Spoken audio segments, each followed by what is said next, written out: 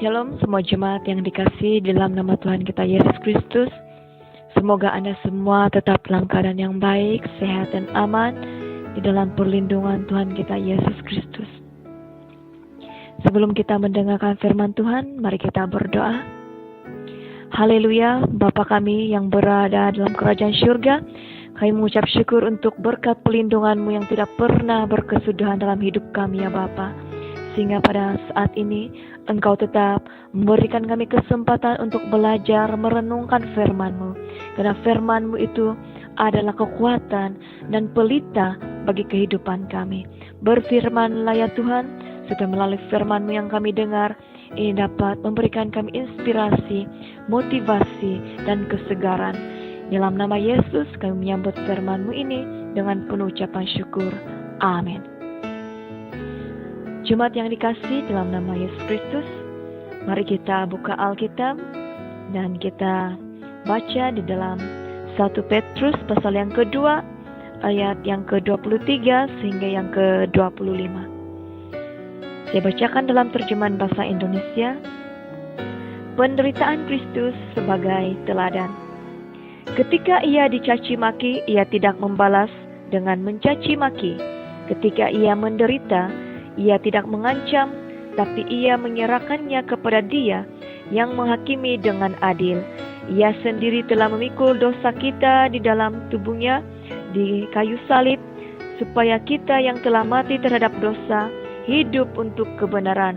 Oleh bilur-bilurnya kamu telah sembuh. Sebab dahulu kamu sesat seperti domba, tapi sekarang kamu telah kembali kepada Gembala dan pemelihara jiwamu. Amin.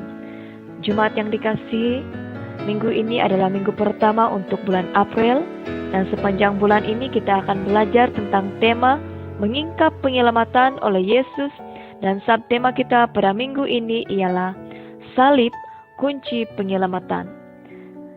Jemaat yang dikasihi, setiap daripada kita seringkali mendengar tentang perkataan salib, dan kita juga seringkali melihat salib digantung dan diletakkan di dalam bangunan gereja. Simbol salib juga seringkali dipakai sebagai perhiasan diri dan perhiasan di buku, di kereta, di rumah, tempat lain, dan sebagainya. Namun apakah kita benar-benar memahami dan menghargai tanda salib itu? Ada orang yang memandang tinggi simbol salib, tetapi ada juga orang yang memandang rendah akan hal itu. Apabila kita berkata tentang salib, pasti kita akan terus teringat akan Tuhan Yesus yang mati di atas kayu salib. Simbol salib bagi orang percaya dan bagi orang Kristen sangat bernilai, berharga, penuh dengan kesaksian penderitaan Yesus, penuh dengan tanda kasih, tanda kekuatan, tanda kemenangan, dan tanda keselamatan. Amin. Bagaimana salib Kristus menjadi kunci keselamatan bagi kita semua? Yang pertama, kita harus ingat bahwa Tuhan adalah hakim yang adil. Ketika Yesus dijual oleh muridnya yang bernama Yudas Iskariot, Yesus tidak menghakiminya. Ketika Petrus menyangkal Yesus sebanyak 3 kali, Yesus tidak membenci Petrus. Ketika Yesus ditampar, diludahi, dicaci maki, dan diejek oleh askar-askar dan para imam-imam agama, Yesus tidak bertindak kasar. Dia tidak berbahas, dia tidak membela dirinya. Dia tidak melarikan diri, tetapi dia tetap berdiam diri dan bertahan. Ketika Yesus menderita akibat dipukul, dicambuk, didera dengan kejam, dimakotahi dengan duri di kepalanya, Yesus ditelanjangi, dipermalukan, sehingga dipaku di atas kayu salib dengan disaksikan oleh orang ramai. Itu sesuatu peristiwa yang sangat mengerikan, menakutkan, dan mempermalukan diri Tuhan Yesus. Namun, Yesus tidak mengancam orang-orang yang memperlakukannya dengan sedemikian rupa. Yesus tidak sekali-kali mengugut mereka. Yesus tidak membenci mereka. Yesus tidak berkata apa-apapun yang kasar dan negatif. Tetapi Yesus berdoa kepada Bapa dengan berkata, Bapa, ampunilah mereka, karena mereka tidak tahu apa yang mereka perbuat. Jemaat yang dikasihi, mari kita lihat, mari kita renungkan betapa besarnya kasih Yesus untuk kita semua. Yesus boleh saja menahan agar semua itu tidak terjadi ke atas dirinya. Yesus boleh saja minta para malaikat di surga datang membinasakan semua orang yang menyiksanya ketika itu.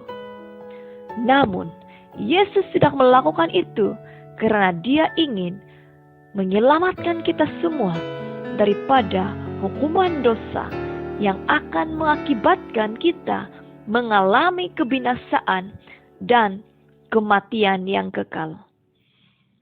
Yesus tetap berserah sepenuhnya kepada Bapa di surga, karena Tuhanlah yang akan menghakimi semua orang dengan adil. Di dalam Roma 12 ayat yang ke-9 tertulis,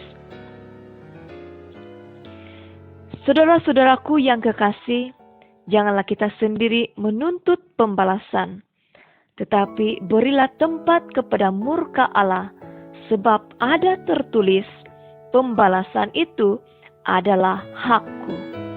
Akulah yang akan menuntut pembalasan, firman Tuhan. Amin. Oleh itu, walaupun kita dikelilingi oleh banyak orang yang coba untuk menjatuhkan kita, membenci kita, mengayak kita, dan memperlakukan kita dengan tidak baik, janganlah sekali-kali kita membalas kejahatan dengan kejahatan. Tetapi balaslah mereka dengan doa, berkatilah orang-orang seperti itu. Tetaplah mengasihi mereka dan tetaplah berlaku baik untuk semua orang, termasuk musuh kita sekalipun. Apabila kita melakukan ini, artinya kita sedang dibentuk menjadi murid Yesus yang mencontohi kepribadian juru selamat kita. Amin. Di dalam Matius pasal yang ke-5 ayat yang ke-10 hingga yang ke-12, Yesus berkata seperti ini, Berbahagialah orang yang dianiaya oleh sebab kebenaran, karena merekalah yang empunya kerajaan surga. Berbahagialah kamu jika karena aku kamu dicela dan dianiaya, dan kepadamu difitnahkan segala yang jahat. Bersukacita dan bergembiralah, karena upamu besar di surga. Sebab demikianlah juga telah dianiaya nabi-nabi yang sebelum kamu. Amin. Jemaat yang dikasihi, berbahagialah apabila kita ikut Yesus, namun ada begitu banyak orang yang tidak senang dengan kita. Saya juga mengalami hal itu, dan saya bersuka cita, dan saya dihiburkan apabila saya membaca teks ini, di mana Yesus telah terlebih dahulu memberikan kita nasihat, memberikan kita inspirasi, motivasi, dan kekuatan, supaya apabila kita mengalami pergumulan yang seperti ini, kita tetap kuat, karena Yesus sudah memberikan kita kata-kata yang sangat memberkati kita semua, dan itulah janji Tuhan untuk anak-anaknya. Amin. Yang kedua, kita hidup untuk kebenaran dan bukan dengan kepalsuan. Ada banyak orang yang suka memakai perhiasan emas, namun kita boleh bedakan apakah itu emas yang tulin atau emas tiruan dengan melihat warna dan ketahanannya.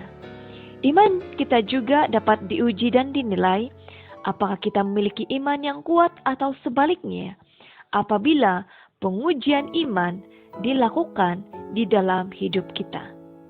Yesus memiliki iman, percaya yang teguh, kuat dan setia kepada Bapa di surga, sehingga Yesus sanggup memikul dosa kita di dalam tubuhnya sendiri di kayu salib, supaya kita tidak mati terhadap dosa, tetapi memiliki hidup untuk kebenaran, dan bukannya dengan penipuan, kepalsuan, dan noda dosa.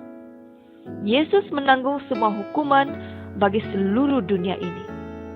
Bayangkan betapa besar karya penyelamatan yang Yesus telah lakukan bagi kita semua. Hanya Yesus yang sanggup mati untuk kita orang-orang yang berdosa ini. Yesuslah sumber kebenaran kita, yang telah menyelamatkan kita dan memberikan kita hidup yang baru dan pengharapan yang baru. Oleh itu, kenapa kita masih suka hidup di dalam kegelapan, sedangkan Yesus sudah bagi kita sinar terang? Kenapa kita masih suka hidup di dalam kepalsuan dunia ini, sedangkan Yesus sudah memberikan kita hidup yang baru? Jemaat yang dikasihi, setiap sakit penyakit, baik dalam jasmani maupun sakit rohani kita, akan mengalami kesembuhan dengan kuasa bilur-bilur Yesus apabila kita sungguh-sungguh percaya dan mengimani hal ini. Setiap daripada kita pernah mengalami yang namanya sakit. Dan saya juga sebagai manusia seringkali juga diperhadapkan dengan berbagai jenis penyakit. Dan setiap kali saya mengalami sakit, saya akan berdoa kepada Tuhan. Tuhan, jika saya sakit karena sakit keturunan dan genetik dalam keluarga saya mohon di dalam nama Yesus Kristus, semua kutuk sakit keturunan diputuskan di dalam tubuh dan salur darah saya. Dan ketika saya sakit akibat gangguan kuasa kegelapan, saya mohon agar darah Yesus yang akan menyuci kuduskan tubuh saya, memberikan setiap pelepasan, pemulihan, supaya kuasa kegelapan tidak dapat mengganggu saya. Ketika saya sakit akibat dosa saya, ampunilah saya, pulihkanlah saya, supaya saya kembali kepadamu, ya Tuhan. Dan ketika saya sakit karena saya tidak menjaga kesehatan dengan baik, ampunilah saya. Berikanlah saya kesempatan untuk menghargai hidup yang Bapa berikan. Ini adalah doa saya kepada Tuhan setiap kali saya mengalami sakit. Dan setiap kali saya berdoa, saya melihat kuasa penyertaan Tuhan, mujizat Tuhan dinyatakan, sehingga saat ini saya tetap diberikan kesempatan untuk hidup. Bukan karena kuat jaga saya, bukan karena baiknya saya, tapi semua itu karena anugerah, kemurahan, dan berkat yang Tuhan berikan untuk saya. Justru Tuhan mengasihani saya harus mengasihi Tuhan lebih lagi. Justru Tuhan sudah banyak melakukan kebaikan untuk kita, makanya kita juga harus berusaha untuk menyenangkan hati Tuhan. Amin. Kalau Tuhan sudah menyembuhkan kita, hargailah kesembuhan yang Tuhan sudah berikan kepada kita. Kalau Tuhan sudah memberikan kita kemenangan, hargailah kemenangan itu dan jangan menjadi hamba dosa lagi. Hal yang ketiga, Yesus sendiri telah menjadi gembala dan pemelihara bagi jiwa kita. Haleluya. Yesus adalah gembala agung bagi kita semua. Melalui kematian Yesus di kayu salib, itu membuka jalan untuk kita mendapat pengampunan, pemulihan, perdamaian, dan hidup yang baru. Yesus telah berusaha untuk mencari dan menyelamatkan kita yang tersesat dan hilang ini. Yesus tidak melihat latar belakang kita, apa dosa kita, dan seberapa banyak dosa yang pernah kita lakukan. Tetapi Yesus melihat betapa bernilai, berharga, dan pentingnya kita di matanya sebagai anak-anaknya Tuhan. Amin. Yesus menawarkan keselamatan bagi kita semua, supaya kita dapat menikmati berkat kemurahan-Nya. Kedatangan Yesus yang pertama ke dunia ini adalah sebagai Tuhan dan Juru Selamat. Namun, kedatangan Yesus yang kedua kalinya ke dunia ini adalah sebagai hakim yang akan menghakimi orang yang hidup dan orang yang mati. Jemaat yang dikasihi, pintu pentobatan sentiasa terbuka sekarang. Namun, kita harus ingat, akan tiba waktunya pintu pentobatan akan tertutup. Pintu keselamatan juga sentiasa terbuka sekarang. Namun, akan tiba waktunya pintu keselamatan juga akan tertutup. Oleh itu, jemaat yang dikasihi, selagi kita diberikan kesempatan sekarang, hargailah kesempatan yang Tuhan berikan.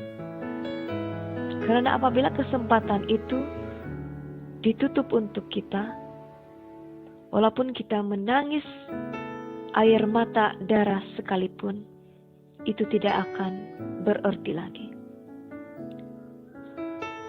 Walaupun kita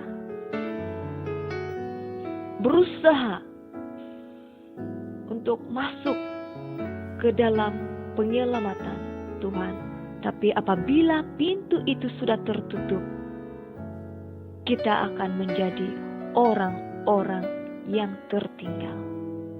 Jemaat yang dikasihi, jika selama ini kita sudah mempersia-siakan karya kematian Yesus di atas kayu salib, maka datanglah kepadanya saat ini untuk mohon pengampunan.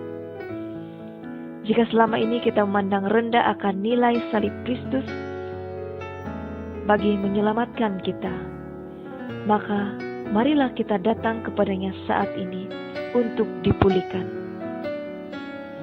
Jika selama ini kita seringkali melakukan kesilapan, kesalahan dan dosa, maka marilah kita datang kepada Yesus untuk diselamatkan. Di dalam Roma pasal yang ke-10 ayat yang ke-9 sehingga yang ke-11 tertulis, sebab jika kamu mengaku dengan mulutmu bahwa Yesus adalah Tuhan dan percaya dalam hatimu bahwa Allah telah membangkitkan Dia dari antara orang mati, maka kamu akan diselamatkan. Karena dengan hati orang percaya dan dibenarkan, dan dengan mulut orang mengaku dan diselamatkan. Karena kitab suci berkata, barang siapa yang percaya kepadanya tidak akan dipermalukan. Amin. Apabila kita datang di hadapan Tuhan dengan penuh kerendahan hati, Tuhan tahu isi hati kita. Tuhan tahu pergumulan kita. Tuhan tahu siapa kita. Tuhan mengetahui kita melebihi kita mengetahui diri kita yang sebenar. Marilah kita menghargai kematian Yesus di atas kayu salib yang sudah memberikan kita kunci untuk mendapatkan keselamatan. Untuk mengikut Yesus dan mempercayai Yesus itu bukan satu paksaan. Yesus sudah menawarkan keselamatan kepada kita. Yesus sudah memberikan semuanya itu dengan percuma. Terpulanglah kepada kita, adakah kita menerima keselamatan yang sudah Yesus berikan itu atau menolaknya? Apakah kita menghargai keselamatan yang Yesus sudah berikan kepada kita ataupun mengabaikannya? Ingat bahwa Yesus mati satu kali sebagai korban perdamaian bagi seluruh dunia. Yesus tidak akan mati untuk kedua kalinya, dan Yesus tidak akan mati untuk berapa kali pun. Oleh itu, sepanjang bulan April ini, kita merenungkan betapa besarnya penyelamatan kasih yang Yesus telah berikan untuk kita. Kasih Yesus itu sangat indah. Kasih Yesus memulihkan hidup kita. Kasih Yesus memberikan kita hidup yang baru. Kasih Yesus mengubah kutuk menjadi berkat.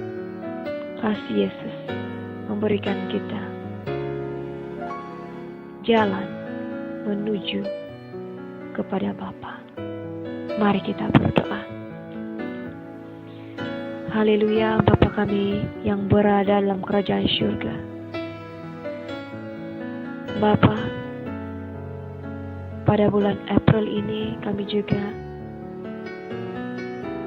memperingati di hadapan-Mu bagaimana Yesus telah banyak berkorban untuk kami, menderita bagi kami, bahkan sanggup mati di atas kayu salib karena kasih yang besar terhadap kami. Yesus rela dipermalukan, Yesus rela dicaci maki, Yesus rela menanggung segala penderitaan. Dia rela bertahan, berdiam diri demi untuk penyelamatan terhadap jiwa-jiwa. Sebab itu Bapa, sucikan dan kuduskanlah tubuh kami saat ini, supaya kami diperlayakan menjadi anak-anak-Mu ya Tuhan. Sucikan dan tahirkanlah kehidupan kami, supaya kami meninggalkan segala beban dosa kami. Lepaskanlah kami daripada belenggu-belenggu ikatan kuasa kegelapan yang merintangi kami saat ini dalam sikap kedagingan kami sebagai manusia.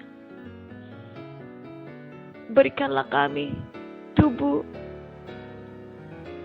yang baru dan hidup yang baru bersama dengan Engkau ya Tuhan, supaya kami